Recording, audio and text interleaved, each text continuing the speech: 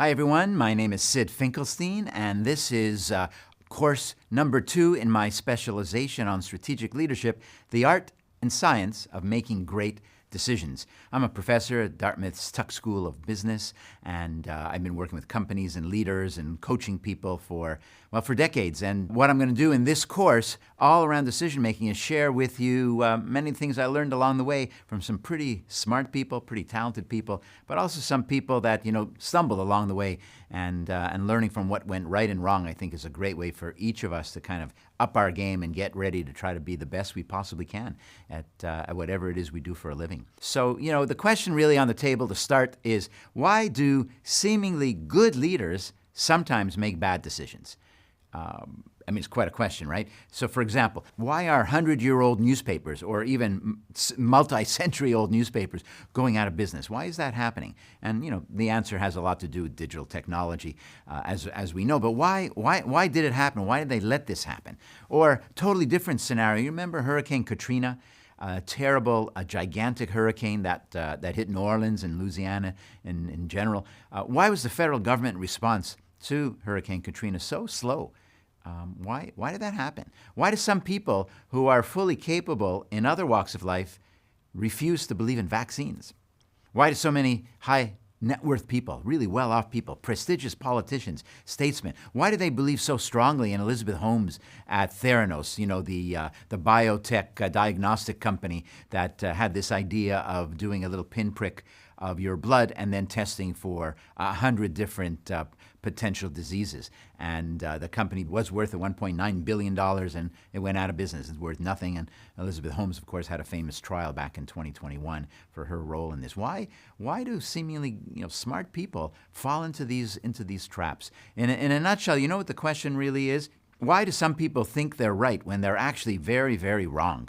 And by phrasing it that way, I bet you can really see how that's an everyday life type of story, because we've all come across that situation, and maybe it's happened to us as well. Not maybe, it almost certainly has happened to us as well, where we just think we've got to figure out, we think we're right, but we're actually wrong. And the reason is that our brains have fooled us, and we've allowed ourselves to fall into some of those traps about assumptions that we've made about the world. And, our brains, and we know this from a ton of research around neuroscience and cognitive psychology, our brains are designed to make pretty quick decisions and to look for shortcuts. And sometimes when we do that, we miss out on a lot of what's really going on. So we have these kind of natural tendencies to sometimes do, frankly, the wrong thing, and we have to fight against that. We have to think a lot about that.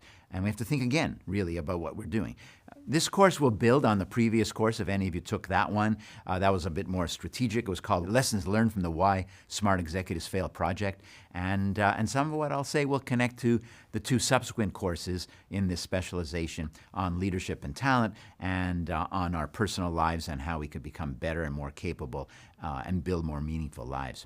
So let me describe in brief kind of the core modules that we'll talk about in this course, and there are 4 of them. And you could follow them along if you want to go on a week-by-week basis. And as before, I've set up a whole sequence of activities, not just these videos, but some application exercises to help you track what I'm going to be sharing with you, and actually most importantly, to apply it to your own lives, to your own jobs. So the first module is about how our brains are wired, how this works, and how that makes such a huge difference in how we think and how we make decisions.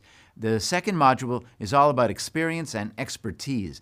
And I think you're going to find this really interesting, because as important as experience is for each of us, there are 2 sides to it, and sometimes it could hurt us.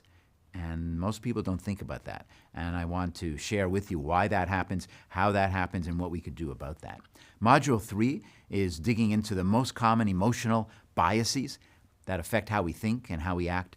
And in Module 4, we put a lot of things together to really drill down onto how can we make better decisions? How can we safeguard against letting our emotions and our biases dominate our behavior? So, as I said, all of this is very practical, lots of examples that I'm going to share with you. And I like to create these kind of tailored application exercises to help you learn how to apply these lessons to your own work and to your own life.